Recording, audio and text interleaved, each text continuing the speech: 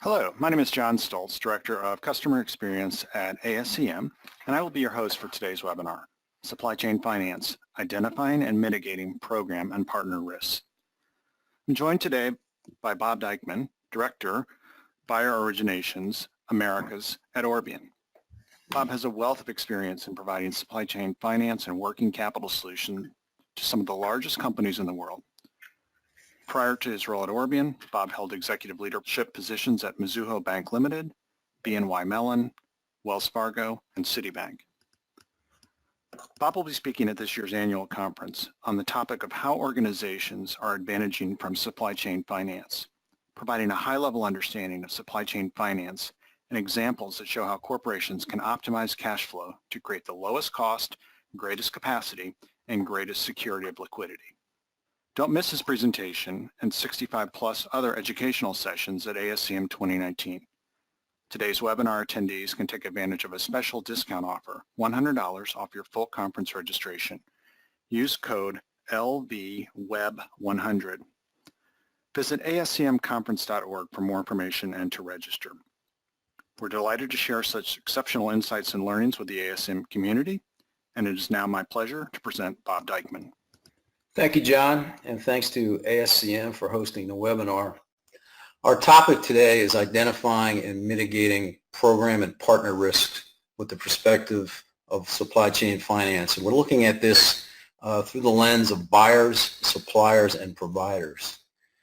I thought first we might take a look at the actual payables landscape that leads us to supply chain finance, because there's a lot that is bundled into these solutions that I think the audience would like to be familiar with. The first and probably the most familiar is purchasing card activities, which obviously is a credit card-like transaction that enables buyers to work with suppliers in repetitive, smaller transactions, generally under $1 million in spend.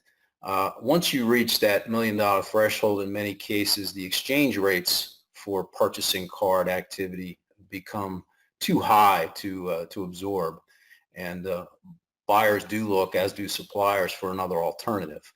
Buyers certainly like purchasing card activities because generally the banks would provide them with a revenue share, which is very attractive to them, and that revenue share can be booked as an offset to bank fees, or sometimes go straight to the procurement activities of a particular company. Dynamic discounting is another aspect of the payable spectrum that has gotten quite popular. It has no financing component to it. It does rely on the buyer's excess cash and willingness to provide early payment discounts to its supplier base. Its history goes back to standard old accounting 210 net 30 type transactions where a supplier would get a 2% discount if it was paid within 10 days, with the net payment being made in 30 days. Dynamic discounting affords the transaction the ability to have more of a sliding scale attached to it. So perhaps if the supplier agreed to be paid in 5 days, it might accept a 3% discount. Conversely, if it was looking to take the cash in 15 days, maybe that discount is then reduced to 1.5% or something along those lines. That type of transaction has morphed into more of a discounting model, where there are companies out there that will work with a particular buyer to try to maximize the discount and get the greatest cost of goods sold reduction, which goes straight to income benefits particular buyer. A buyer may have excess cash for a particular payment cycle or cycles, and asks a sponsor of a discount auction to go to its supplier base and get the best reduced rate or discount rate possible. Sometimes it may exceed 5% if the buyer is willing and able to make that payment that following day. The suppliers then, if they're really in need of cash, would actually bid to get the top level discount so that they would get their cash the following day. This type of structure is also is kind of the sun, if you will, of dynamic discounting has gotten traction in the marketplace. And then what we're going to talk about more today is the last part of this, which is supply chain finance. This is a financing tool that is predicated on the buyer's creditworthiness and the buyer's willingness to approve invoices in advance of payment. The buyer is looking for an extended payment term, moving payment terms from, say, 30 days to 90 days as an example, but affording the supplier to get paid early at a discount rate that is reflective of that buyer's creditworthiness in the marketplace. This affords the buyer and the suppliers a win-win opportunity. The buyer gets its working capital enhancement through those extended payment terms, or a possible cost of goods sold reduction through an opportunity cost. If I'm giving you the opportunity to reduce your carrying costs of an invoice over its life, giving you financing rates that you can't obtain on your own, then perhaps instead of a payment terms type discussion, there may be a pricing discussion baked into this type of negotiation. The supplier gets early cash, generally at pricing that is better than it can get on its own. In many cases, the supplier is mitigating the risk of working with that particular buyer by a true sale of the receivable, which turns that receivable to cash and is a non-recourse transaction. And the risk mitigation part of this can be very important, particularly when the supplier may be of equal or better credit footing to the particular buyer, but does have significant concentration of business with that particular buyer and wants to mitigate some of that risk. It also affords the supplier the ability to have better visibility into the procure-to-pay process, which is important for cash forecasting reasons. Supply chain finance has its origins back into the early 2000s, and Orbian was at the forefront of that as the platform of record for a major financial institution and also an embedded payment type in SAP. Banks and a number of other third-party providers have entered the space as it does afford the funders a funded asset. And what I mean by that is once the buyer approves the invoice based on its contractual obligations to the provider, must make payment at the term of the invoice. The buyer, as I said earlier, gets a working capital advantage through an extension of payment terms. Sometimes that can be significant. In the case of Walmart, $900 million per day for a single day of days payable outstanding extension. And they don't get that on each and every transaction, but if they did that across their entire spectrum of cost of goods sold, that would be achievable. There's a possible opportunity to reduce, as I said, cost of goods sold or pricing based on the lowering the carrying cost of the invoice. The buyer does have an opportunity to improve the financial stability of its supplier base by offering attractively priced discounts and attractively priced financing that the supplier base may not be able to get on its own. And the buyer would also reduce its bank transaction fees because this is definitely a payables outsourcing model. So checks or ACH transactions or wire transfers can be significantly reduced through a supply chain finance model. The suppliers, again, looking at this win-win type of opportunity, would get an accelerated payment and reduce their day sales outstanding or their collection cycle. They also have the potential to reduce their financing costs, as I mentioned. Perhaps that creditworthiness, that rate that is offered through this type of supply chain finance structure may be less than they can borrow on their own, and therefore it is a very attractive means to finance their business. The risk mitigation through a non-recourse sale of the receivable, a complete offset of that receivable and turning it to cash may afford that supplier the ability to actually buy more from that particular buyer or sell more to that particular buyer, and again, mitigating that risk, that concentration risk that I mentioned before. The greater visibility into procure-to-pay process can be keenly important to a supplier. Once the invoice is approved on their behalf, they know right away that they can then act to take payment, either automatically in many cases, or they can pick and choose and manually go into a particular platform and look at the invoices and pick the ones they'd like to take payment on early and let the others go to term.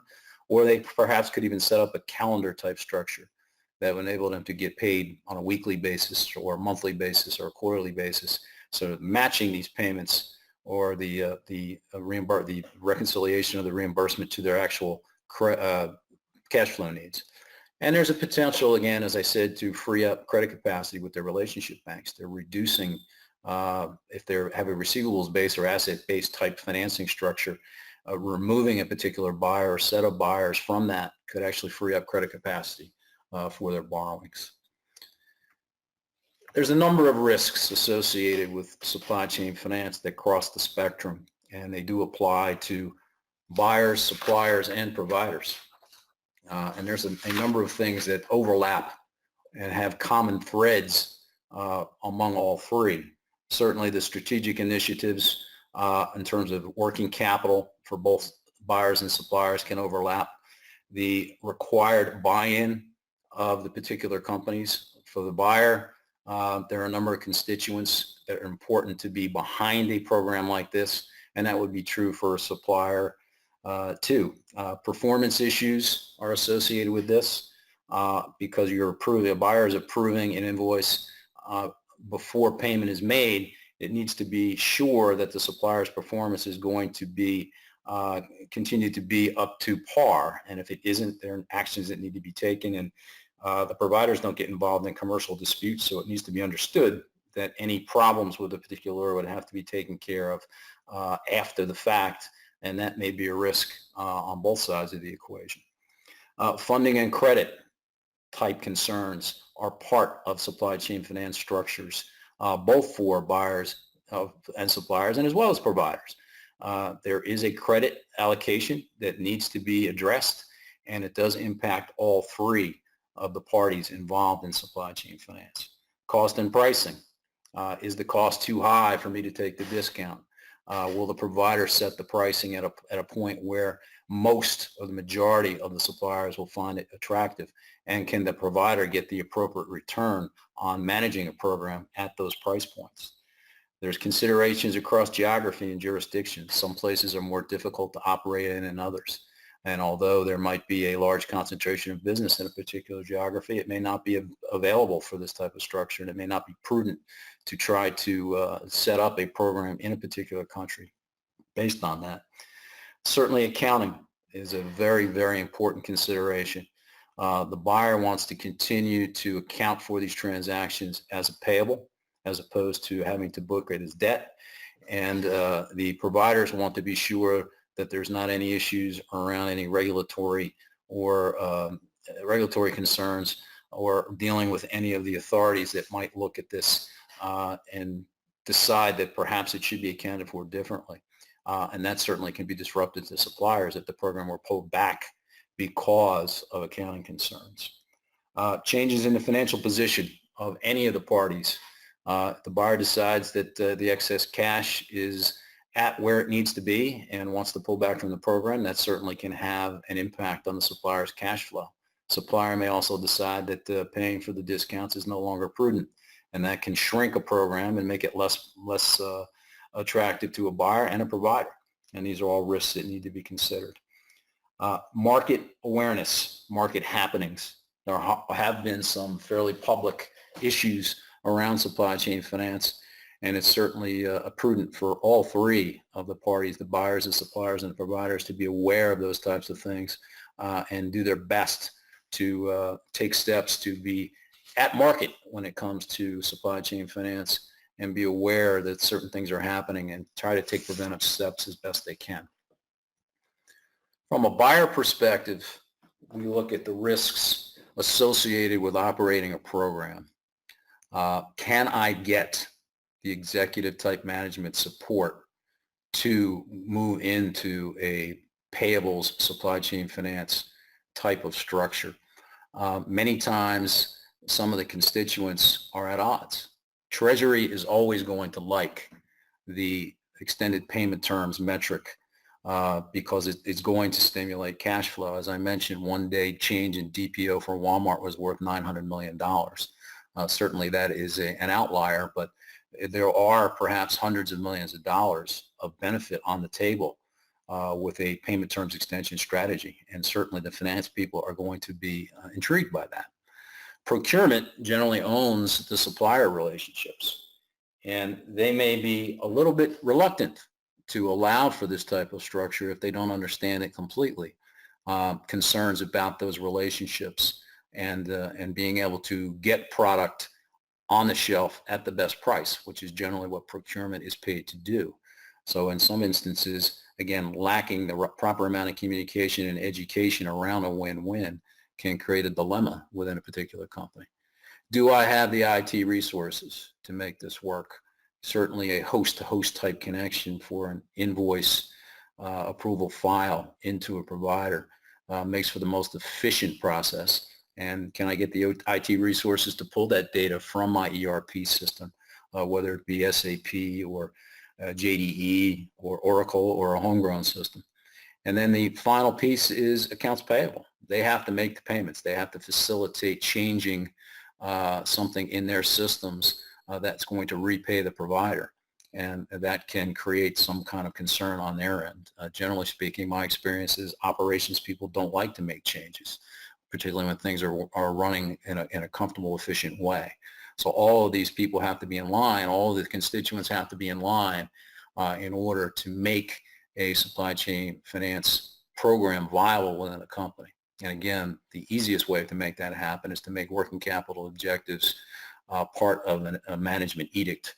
And if that happens, generally, the parties do get in line and figure out their differences. Credit support is a big concern of a buyer. Historically, supply chain finance has only been marketed to investment grade, less risky names, and there's a reason for that. Banks are going to be, or providers are going to be finding funding and support to the tune of hundreds of millions of dollars. So that repayment risk is something they take very seriously. So any kind of deterioration in the creditworthiness or the financial performance of a buyer can have a great impact on a program that's up and running, and that needs to be something that's aware. So is this sustainable over the long term based on my financial wherewithal? The discount pricing is a direct correlation back to the buyer's credit health and creditworthiness. That spread, that discount spread that the supplier pays is definitely directly related, and it will fluctuate. An A-rated company is going to have a very, very attractive price, whereas a triple B minus company who perhaps his performance is down, is trending down, is going to have a different type of spread, and that could have an impact on the program. The more beneficial the spread, the more likely the suppliers are going to participate in the program and make it more viable. And the more suppliers that participate in the program obviously lead to a greater working capital advantage for the buyer. So any type of concerns around creditworthiness is going to have an impact on the discount spread and the size and shape and the long-term aspects of the program. Provider viability is something that buyers are going to want to take a very careful look at. Is a bank or a third-party provider going to be in this business for the long term? What kind of focus do they have in supply chain finance and in their payable spectrum? Orbian has been in business for roughly 20 years. We have a resume and a history. There are a number of banks that have a resume and a history, but there's also a situation a number of years back where Morgan Stanley was partnering with another third party, and they decided to remove themselves from the market, and it did have a disruptive effect. Some regional banks have tried to dabble in supply chain finance, but just could not get the breadth and the size and scope of the business to make it worthwhile for them, and had to pull back. So looking at a provider who has a history, has a resume, and has a footprint, depending on the geography you're looking at, is very important. And you don't want to have a product shift focus that's going to take something away from supply chain finance and a program that's been in place for a long time. Program transferability is something a buyer is going to want to be aware of. Can I take what I'm doing today with Bank A, and if that goes south and that relationship changes, can I move it to Bank B? That is something that a buyer is going to want to be aware of. Generally speaking, the answer to that is yes, because the information that's required to make a program work, the data associated with approving an invoice file and sending it on to a provider to facilitate the discount transactions for suppliers, and all the subsequent reconciliation and balancing of accounts is available in most SAP systems. But the more proprietary those file formats are, and the more customized they are, the higher the risk. So being able to make sure that file A that's required from a bank is very similar to file B or very similar to file C that might be required by a third-party provider would be something that a buyer would look at in terms of risk associated with the long-term aspects of a particular program. Supplier performance is always going to be keen on a buyer's view of risk associated with a problem. Better performing suppliers do adhere to policies in terms of delivering. Those who do not have commercial disputes are perfect for supply chain finance. Those who do not, those who struggle with adhering to policies or perhaps have issues with delivery timetables or production timetables may not be the best candidates to participate in a supply chain finance program. And these things have to be assessed. I worked with a very large retailer who incorporated a supplier report card, and in implementing the supply chain finance program referred to that supplier report card. If the suppliers did not achieve an 80% grade, they were not eligible for the financing. And when it was pointed out what flaws they had in working with that particular buyer, they were able to then correct those flaws, get the financing, and the buyer then was able to achieve more efficiencies in terms of delivery from that supplier base. So that was an interesting side benefit for that particular buyer. Accounting in these structures is always something of a concern, not only for the buyers and the suppliers, but also for the providers. A lot has been incorporated or depended upon on an SEC speech a number of years back, outlining and highlighting concerns around what would perhaps turn the table on a transaction from accounting for it as a payable to debt. And there are some tenets there that need to be adhered to by the buyer and ultimately by the suppliers and the providers to ensure that that doesn't happen. Things like not paying a revenue share or a rebate, not allowing the buyer to have complete control over the pricing because it is supposed to be a free and credit risk type structure reflecting that buyer's creditworthiness. So not enabling them to dictate, not forcing all suppliers to participate in the program, but making it available to all suppliers is also something that also needs to be considered by a particular buyer. You don't want to trespass on any of these tenets and enable someone to come back, an auditor or perhaps a regulator, and come back and force any kind of a reclassification.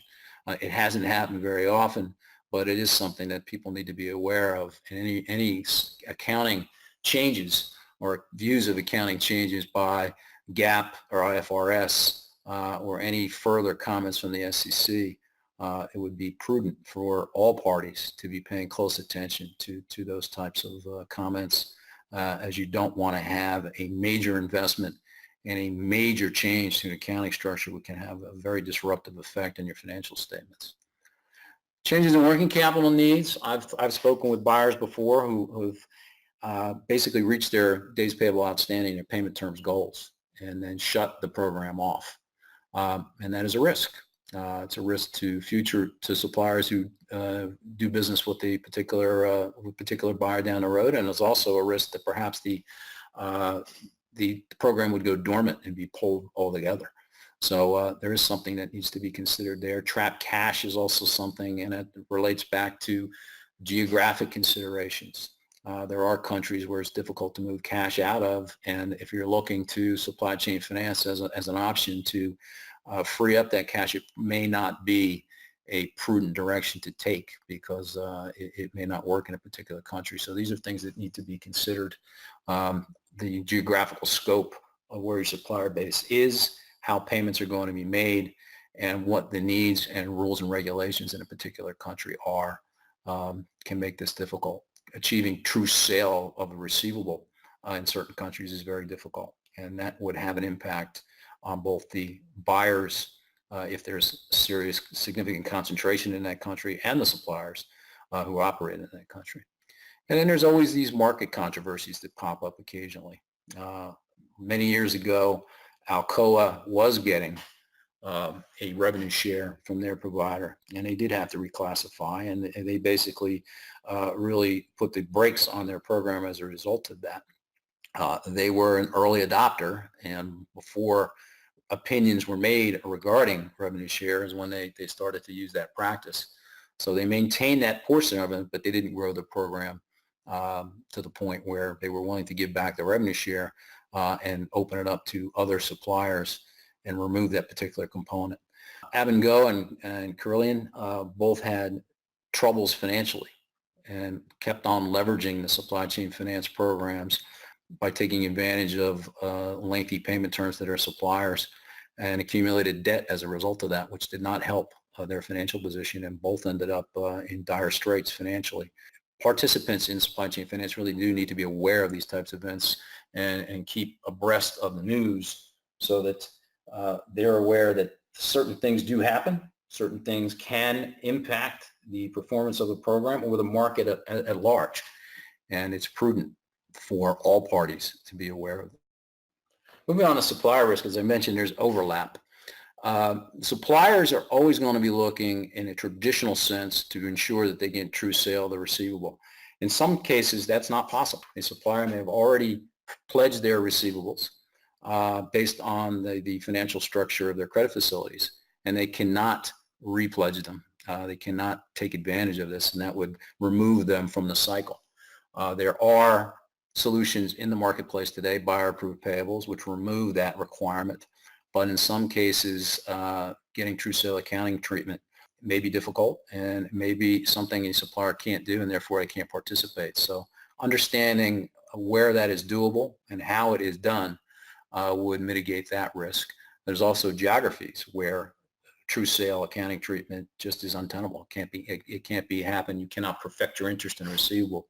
So a supplier operating in a particular jurisdiction may be left out due to the fact of the true sale treatment cannot be obtained.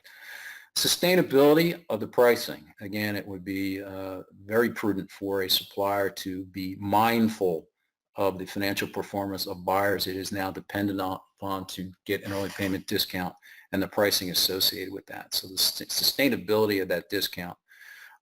Generally speaking, prices don't change all that much. The base rate, and generally it's a LIBOR-based type structure, does change, and that would fluctuate with increases or decreases in interest rates. And there's an eye on increased interest rates right now in the markets. But the spread over the LIBOR rate generally doesn't change very much unless there is a significant credit event that impacts that buyer, and that's something suppliers should always be mindful of because it is a risk. Your costs can spike, and it can make the program unattractive as it down the road. Funding availability, certainly. All providers, all banks look to ensure that they've got excess capacity to support the payable spectrum of a buyer in a particular program. But from time to time, and this happened in the financial crisis, there wasn't money to support some suppliers and make those payments. So that was definitely a risk to them. And as financial circumstances around the world change, certainly suppliers involved in these programs need to be aware that there might be some risks and need to ask some questions of their buyers and of their buyer program providers as to the sustainability of the funding. Performance of the supplier, always a risk that the supplier performance will drop, will deteriorate, in which case the buyer may decide that it's no longer prudent to keep them in a particular program and provide that early financing component. If that does in fact happen, then the supplier needs to be aware that adherence to policies related to delivery of goods and timing of such, quality of materials and so on is very important to retaining that discount and staying in the program. It's something that should be watched and paid very careful attention to. Nothing should be taken for granted. Suppliers should always ask the providers for help understanding what the economics of the program are. Where's my break even in terms of payment terms extension and cost considerations? There are financial models, spreadsheets, if you will, out there. Most providers do provide them where a supplier can do the math and figure out exactly what this is going to cost them and whether that cost is at or better than what they can achieve on their own. And this is a very important consideration. It's something that should be taken very seriously. Siemens, as an example, provides their suppliers with an Excel model to enable their suppliers to actually figure out what the cost of the program would be to them, and gives them a leg up on understanding the economics of it and whether it is truly worthwhile for them to participate. Again, accounting concerns at the suppliers, if the program is going to be converted, or if a buyer oversteps and forces a reclassification from payables to debt, then this is going to impact that supplier's ability to continue in the program. No buyer wants that reclassification, and it is very likely if they were forced to reclassify, they would pull back from the program significantly. This has not happened other than the Alcoa example that I used before, but it is something to be mindful of. So changes, any commentary around the SEC, any changes in GAAP or IFRS opinions as it relates to supply chain finance should be something that the suppliers try to keep track of and understand, because it could have negative implications. If you're used to getting paid on day 10 at a very attractive rate, and a reclassification occurs and the buyer must pull back the program, it could have negative impacts on a particular supplier. Changes in working capital needs of that supplier. Maybe the accelerated cash is no longer something that's important to them, and it's not a risk necessarily, but it's a consideration. And it doesn't, again, it's not something that happens very often, but it is something to consider. I don't want to pay the discount anymore. I'm happy to get paid on day 90 going forward. My financial situation is such where that discount is no longer required. It does happen. Suppliers do decide to opt out based on what their financial needs are. Maybe they determine that the discount rate is just too expensive to continue. But being aware of what your cash flow needs are and the cost associated with them is important, and can avoid any upsets or economic risk associated with participating in supply chain finance. I mentioned geographic considerations earlier related to buyers and suppliers. Again, there may be places in the world where it's difficult to get true sale protocol. There may be places in the world where there's tax considerations or currency limitations that prohibit a participation. So if the supplier has a primary or a concentration of business in one of those places, then supply chain finance is likely to be not available to them. I won't call that a risk so much as basically a reality. But if a supplier is really actively trying to pursue working capital structures and is operating in a jurisdiction where this is difficult, they're going to need to look probably to their local banking network to get relief. And again, market considerations and controversies. I mentioned the Alcoa situation and the reclassification, and Abengoa and Carillion as examples of over-leveraging these programs and really trying to take advantage of that extended payment terms, which caused financial problems and a real deterioration, which ultimately ended up in both, I think, filing for bankruptcy and the programs ending. Providers also have a great amount of risk associated with being involved in these programs, and this is primarily banks, but can also be a third-party provider like Orbian. Is there credit capacity to provide buyers with the required amount of support? As you might imagine, with large cap investment grade names, you could be talking about hundreds of millions of dollars in credit allocation. And that might not be something a particular financial institution can or is willing to do.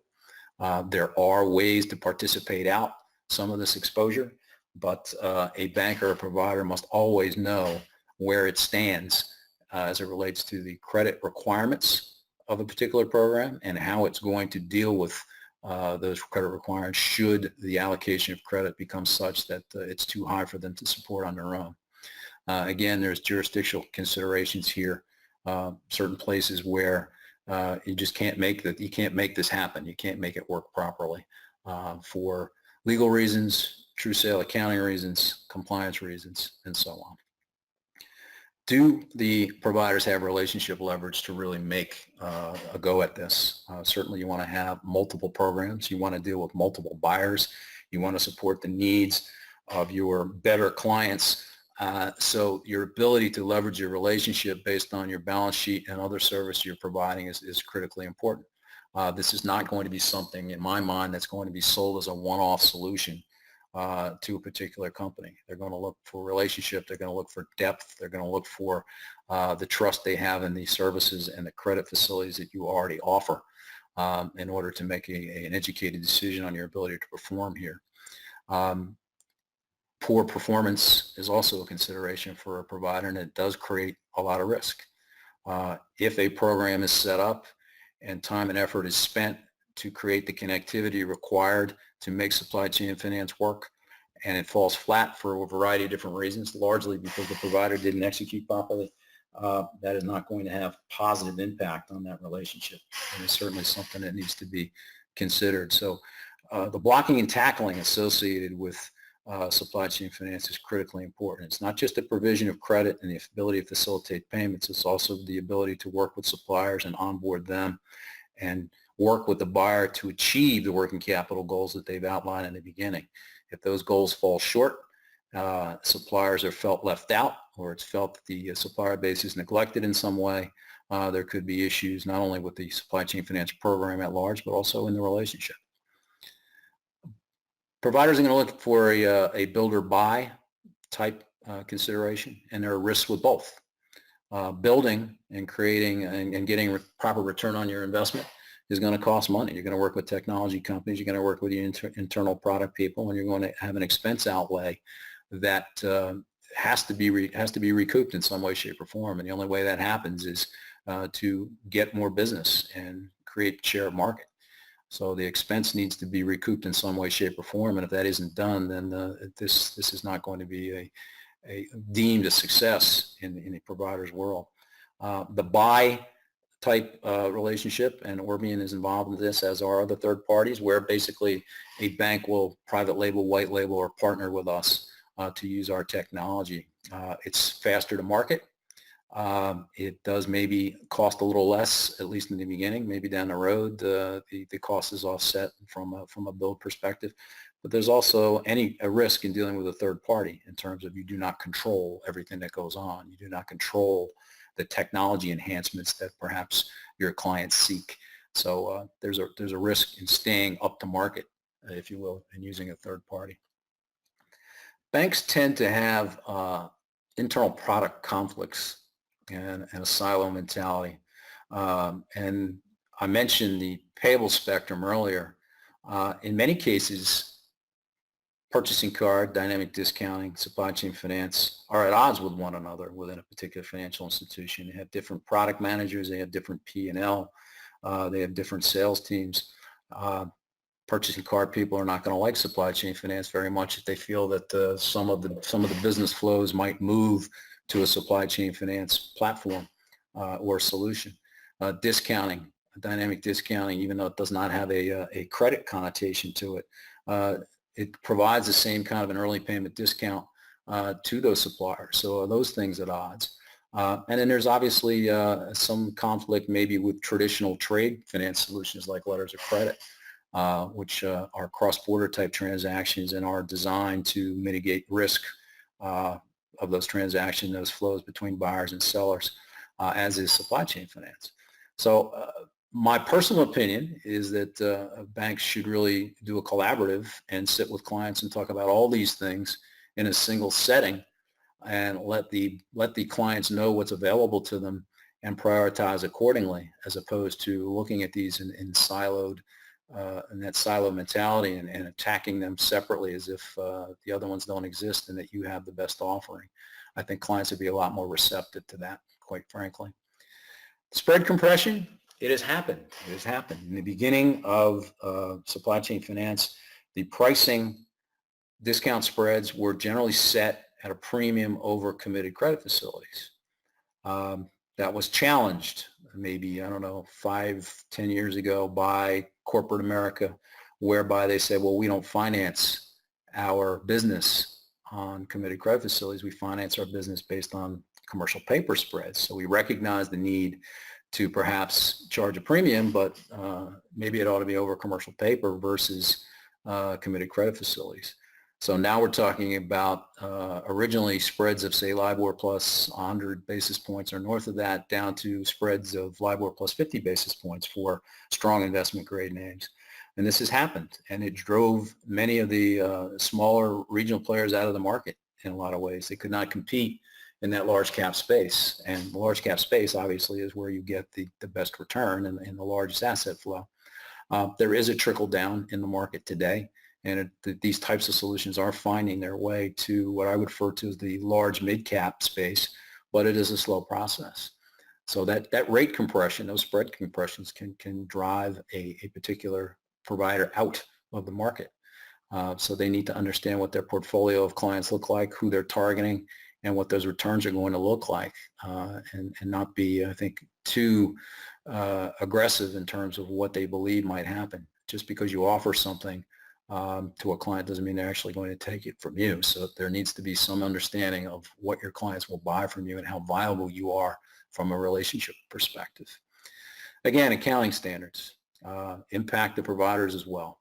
If standards changed and someone came out with an edict that suggested that these transactions, supply chain finance, need to be reclassified as debt, there would be a mad scramble to figure out what to do.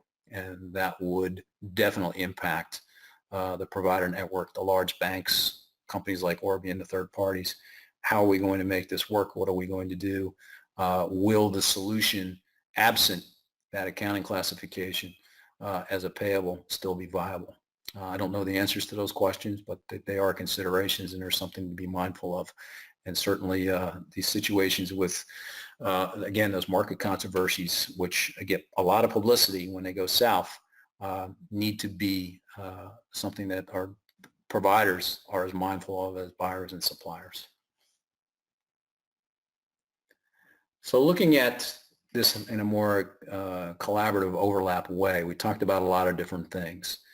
And I've tried to summarize here toward the end what everybody needs to be mindful of. From a corporate buy-in, true for buyers and suppliers and providers. Are we dedicated to this business? Are we going to make supply chain finance part of our payable spectrum from a buyer's perspective? Are suppliers going to be open to selling receivables and participating in these types of programs? Clearly, they sell to multiple entities who may be pushing them to do and participate in these programs, not just one-off, but perhaps 5 to 10 times with different buyers and providers. Can I make a go of it? Can I make money in this business? Will I get the return on my investment? Do I have enough business within my portfolio of the clients with a profile that would use supply chain finance to make this work? Monitoring creditworthiness across the board. Again, program viability. If a buyer's credit situation goes south, it impacts the suppliers, it impacts the providers, it impacts funding, and it impacts pricing. So it certainly needs to be something that everyone in the loop is considering as a risk of engaging in these programs. Supplier performance. Again, true sale. Can I get true sale in a jurisdiction? What if a country changes its regulatory environment and I can no longer get true sale, but I'm used to getting that early payment discount and I become reliant on it? What happens there? The pricing implications as it relates to a particular buyer entity and creditworthiness, but also supplier performance. Pricing can be a carrot if you will, to be used to enhance supplier performance. And what if payment terms continue to be moved out? And going from 30 to 90 days is not the end. It's now 120 or 150. Is this something that I can, as a supplier, I can continue to support? And again, looking at break-even models, as I described earlier, is something that would help the constituents understand exactly how far this can go. I mentioned accounting standards a number of times, and I can't overemphasize that. Things are fine today, and these programs, the providers who have been in the business for any length of time understand what needs to be done to insulate their buyers from having to reclassify. But that doesn't mean that a major downfall of some sort or trying to skirt issues around this couldn't have an impact on the market at large. And it is definitely something that needs to be, I think, tracked closely and watched. Provider capabilities, clearly the technology enhances and changes. All technology changes much more quickly than it ever has before, and it certainly needs to be something that the parties involved, both buyers and suppliers, are mindful of, and the providers need to make sure that what they have as an offering clearly meets or beats the competition. And product variations like buyer-approved payables will have an impact on some of these things, and I think the providers need to be mindful of that, and they need to adapt and adjust and enhance their offerings to provide things that both buyers and suppliers are going to provide more attractive to stay relevant. And again, the market awareness pieces of it. What happens when best practices are violated? What happens when bad actors take advantage of these situations and overextend? And what happens when a particular product maybe steps over the line and results in a reclassification from an accounting perspective, or perhaps even enables fraud, which could be even worse and more disruptive in the market. So I hope that this session addressed the issues as it relates, or at least most of the issues that you might be mindful of or concerned with related to risks in participating in supply chain finance, whether it be as a buyer, a provider, or a supplier. And I look forward to speaking with you again in September and perhaps drilling down further on some of these issues. Great.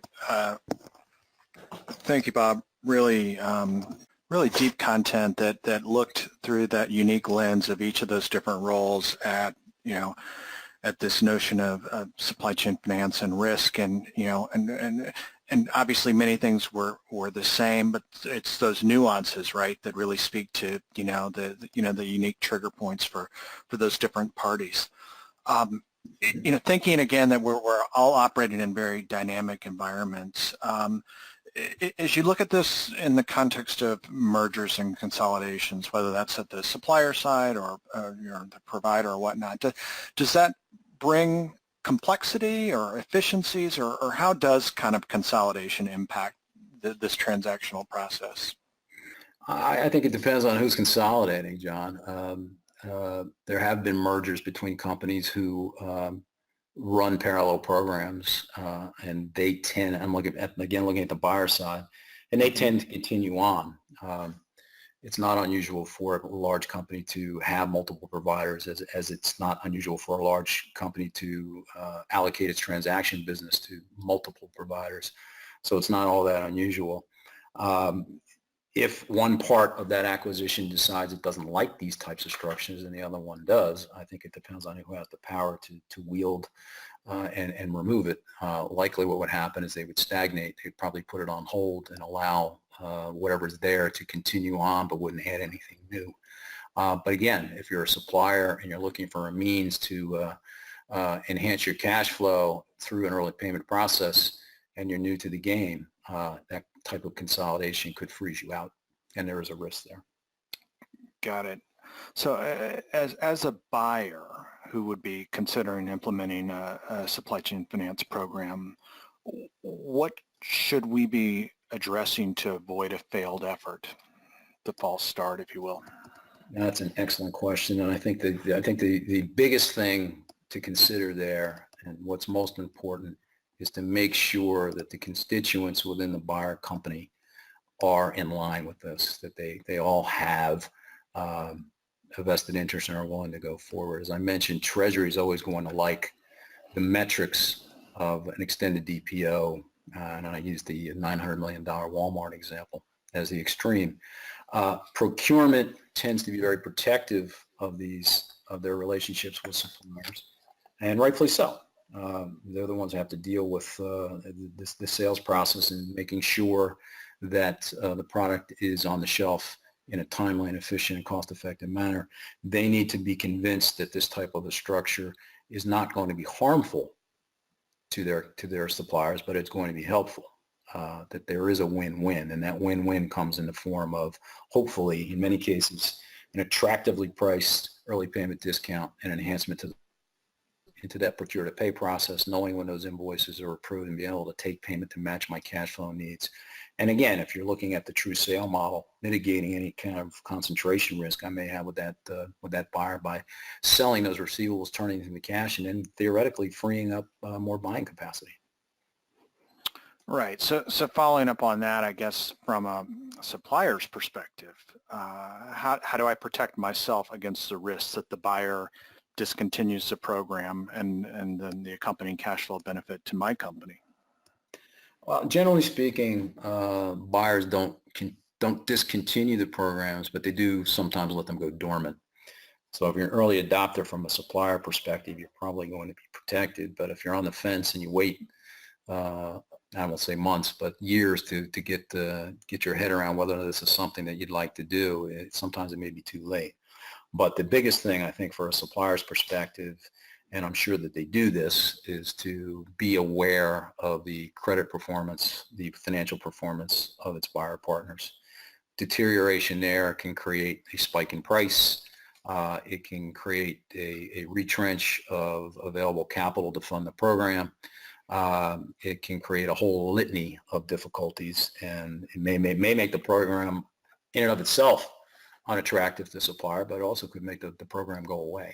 And that's something a supplier needs to be mindful of, particularly if it's adapted it to the point where it's become so used to getting paid early, and that becomes part of its financial DNA.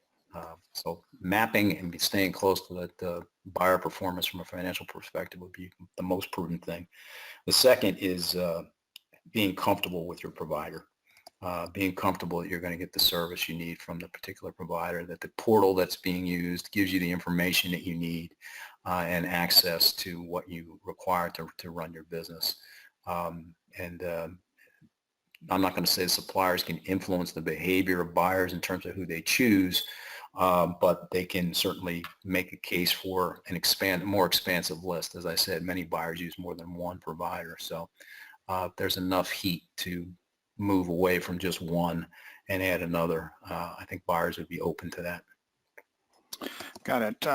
One last question. So, as we think supply chain, we think a lot about disruption, right? And disruptors that come along and how people respond. And so, as I look at this space, I'm sure the first wave of the purchasing cards were disruptive, right? I'm sure when supply chain finance comes along, that disrupts, the marketplace.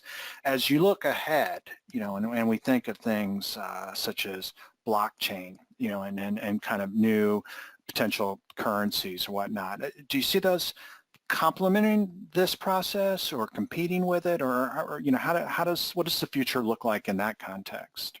I think it's probably more of a complementary. I don't think it's a substitute. I think if blockchain truly takes off and becomes the standard for transacting business and commerce between companies, then it would be necessary for providers of supply chain finance to adapt some form of that, so that blockchain footprint and that transaction history is adaptable.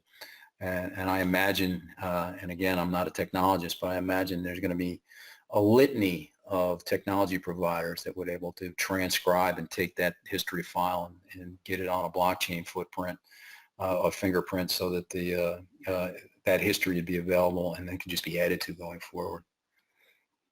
Great. Very, very insightful. Again, that's all the time we have today. Thank you, Bob, for your time and being with us here and sharing these great insights. We hope to see all of you at ASCM 2019 in Las Vegas this September. Don't forget to use discount code LVWEB100 to take $100 off your conference registration. Register today at ascmconference.org. This concludes today's webinar. Thank you for participating. All content and materials included in this ASCM online event are the property of ASCM and are protected by the United States and international copyright laws. All rights are reserved.